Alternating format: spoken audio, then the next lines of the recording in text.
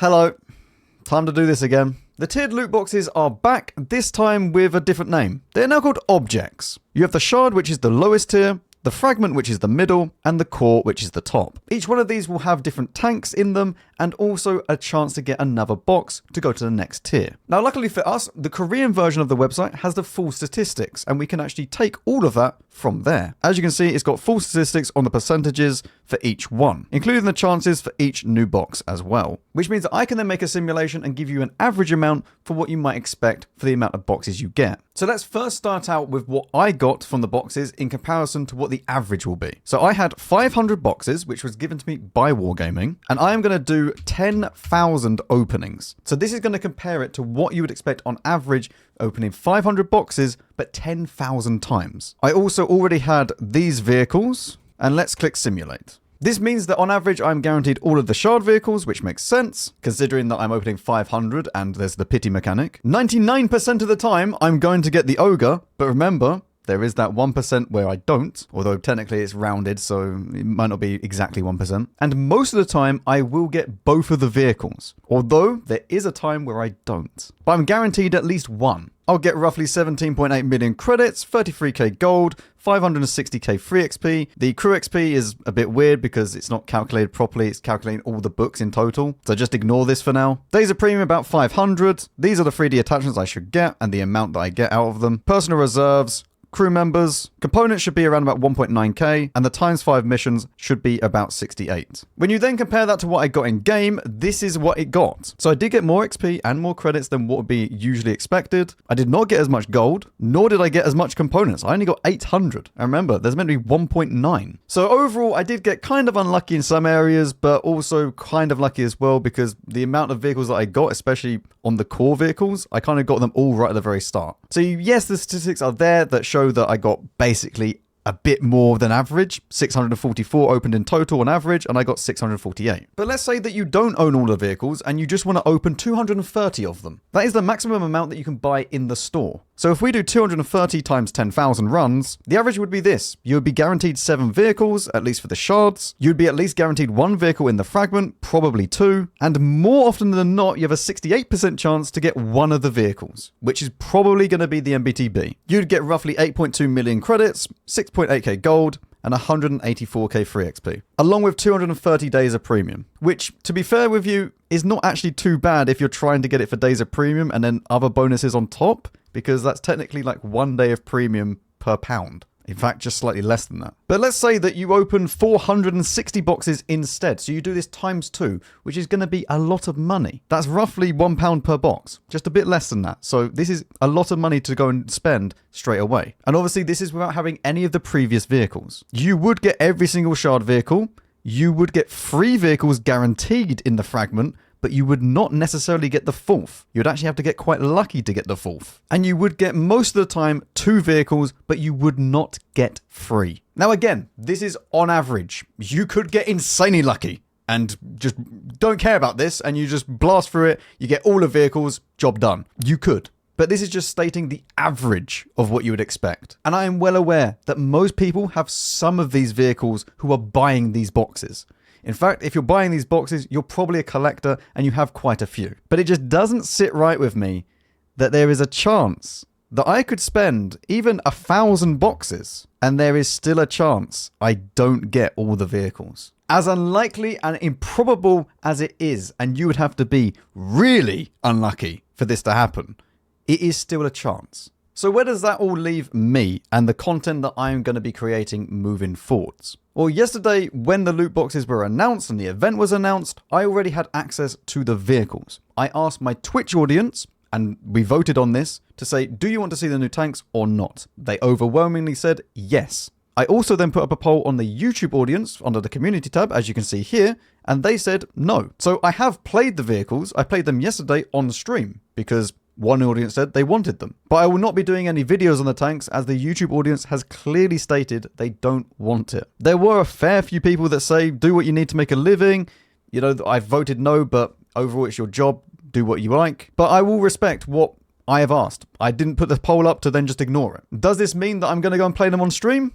Probably not, to be honest. After playing them yesterday, yeah, the tanks are okay. They're pretty decent, but they're not outstanding. They're not like the good boy WZ, where it has lots of character. Although the Schwertwal might have some character. But then again, that's in tier 3 boxes, which doesn't leave me with a good taste in my mouth. But what I will do is give you a brief rundown of each tank, and then show you how to deal with them, and also what it is all about. So that if you do face one, or you get really, really lucky with the boxes, you then know how to play it. Because there will be people that get 3 boxes and then end up with a tank. So starting out with the Alby. Now this is just a better AMX AC48. I mean, it's not hard to do when the AMX AC48 is a big turd. You have a 1600 clip with 9 seconds to do the full clip. The aim time is absolutely atrocious and you need to watch out for this, but the dispersion is pretty decent. Apart from that, if you've played the AMX line, then you pretty much know how this is. However, it does have a very, very traversable turret because this is a wide gun traverse. It does have a big old cupola and you can get overmatched, and there's also easy shots either side and underneath. Just don't ever shoot this bit. Fairly easy to counter, to be honest, and it's okay to play. The Chrysler MTC. This is basically an American Stridsiksia or Lansen type of vehicle. Has decent camo rating, okay hit points at 1,400, goes fast enough at 45, DPM is okay for what it is, because the alpha damage is also 360. Aim time is it's okay at 2.2. It's not fantastic. Dispersion is pretty decent at 0.35, and also you have decent dispersion factors, meaning that you don't need to use stab. Armor on this vehicle is pretty decent on the turret, apart from the fact that you do have a cupola, which is always visible. Even if you use all the gun depression, it is still there, as small as it might be. But if you do fire premium at it, you can actually go through either side with around about 260 needed. Especially if you're on flat ground, it's pretty easy to go either side. The WZ-120 GFT. This thing got buffed a few patches ago, I can't remember when it was, but it's actually insanely good. This is not a new vehicle by any means, but I wanted to include it because it is really, really rare. Very good DPM, you can easily get this over 4,000 if you put a rammer on it and also vents, or at least close to 4,000. You have 560 alpha as well, with good standard penetration at 271. The premium round being 340 heat is also lovely. You have a 2.1 second aim time, 0.35 dispersion, which is pretty decent for what it is. Remember, it's a Chinese TD at the end of the day. But it also has really, really good camo rating. 18% when stationary and nearly 11% on the move. If you put a low noise exhaust on this, you can actually get to 52% camo with all the field mods and also a camo crew. The gun dispersion also doesn't really bloom if you're just turning the turret. Well, technically the gun. But on the move and also traversing the tank can be a little bit annoying at 0.2. But overall, this is a really, really good vehicle for going around the map and being sneaky, as well as having all the DPM with alpha behind it. The armor is not really super, super great. You will get some bounces against lower tiers, but against your own tier, probably not, unless you're using all the gun depression of 7 degrees, in which case then, yeah, it's a little bit harder for around about 280 effective. But there is always that cupola there every single time. The Bzyg. This thing is just broken. It basically gets the Bliska gun, but you're on a heavy tank now. You have 3,000 DPM by default at 50 meters, but the drop-off is not as bad as the Bliska. You still have 1,400 at 500 meters because you lose 400 from the point of 50 meters all the way up to 500 meters. And yes, you do get the really fast shell velocity, 1,500 on the standard rounds, and the premium round is 1,800. 263 standard penetration on the standard rounds, and the premium round is 314 APCR, which is not super, super great, but it's more than fine. The gun is pretty horrendous though. 2.88 second aim time with 0.38 dispersion does not feel good. The mobility is 36, but you can go ahead and use the field mods like this to get it up to 40. If you use a turbo as well, that then goes 45, 46, and it's pretty good. But the thing is with this tank is the armor. This is...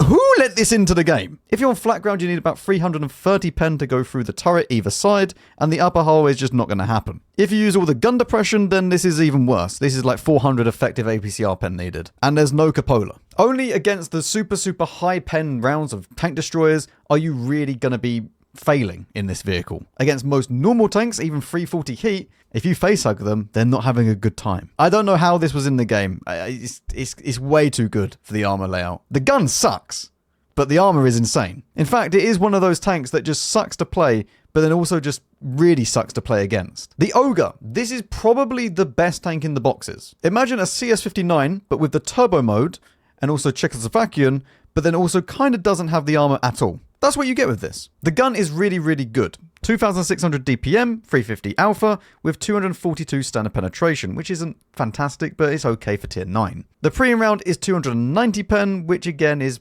fine-ish. I would have liked to seen that be a bit more considering you can meet tier 11. But then again, it's better than the E50 with 270. By default, you have a sub 2 second aim time and 0.31 dispersion. This is very good. You go at 50 kilometers an hour forwards. If you use the turbo mode, that goes to 65. Camo rating is also pretty good, 15% while stationary and an 11.5% on the move. But yes, as you will see, it doesn't really have armor. Yes, there are auto ricochet spots, but most of them actually are shot trap into your armor. So yeah, don't rely on this. The Schwertwal, as we've currently named it on Twitch because I can't pronounce that. This one is genuinely the one that has the most character. This is a fat, obese Leo PTA. Look at it. It is.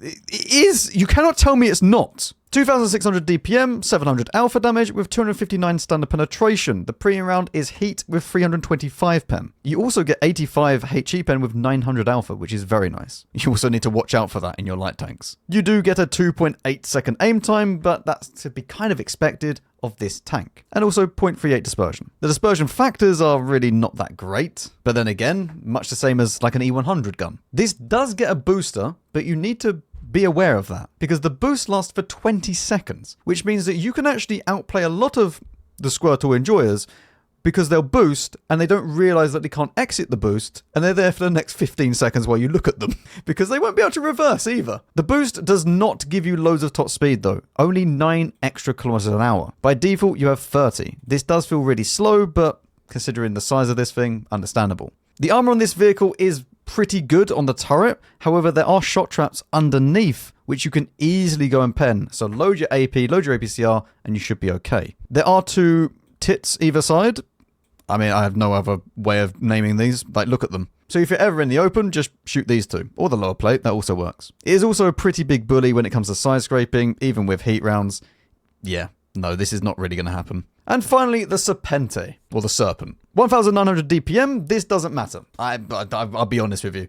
The DPM and everything else, it has no influence on this. Because what this is a medium tank SFAC. You get the double, which then puts your dispersion down to 0.27 with 1.2 second aim time. And then you just double and enjoy yourself. This is the most fun tank, and again, it's just a shame that it's in tier 3. It takes 2.5 seconds to go into the double and a 3-second lock once you do fire both. When you're not using the double, it's just sad and you should just not play it. I mean, it's the same for the SFAC, okay? Like, just play it the same as an SFAC. Armor-wise, yeah, it doesn't really have any armor. You'll just pen this every time. You could actually HE pen this pretty reliably, especially if you're side on. It's only 50. At least on the below a bit. On the upper bit, it seems to be about 80, so be careful of that. But yeah, this is the only video I'm going to be making on this event. I might make a video on Last Stand, maybe. I don't know. The event seems pretty nice, and the last year, the Last Stand event was pretty good. But I won't be making any videos on the boxes. It doesn't sit right with me, and I probably won't be doing any content regarding the tanks on stream either. Usually when new tanks come out, I only need to play them a few times to get a good feeling about them, and then I can make videos on them. But obviously this time, I'm not. At the end of the day, and I really want to stress this very, very clearly, do whatever you feel like you want to do with your money. If you want to go and buy the boxes, go and do it. If you don't, then don't. No, don't let other people go and tell you what you should and shouldn't do. Just because I don't agree with them doesn't mean that you don't have to agree with them. The same way that just because I'm not going to be making videos on these tanks, and I probably won't do anything on stream anymore, doesn't mean that other people shouldn't do that. I asked my audience, and my audience responded with what they wanted. Please don't use that to then go and tell other streamers about what to do. Thank you very much. I'll see you on the next one.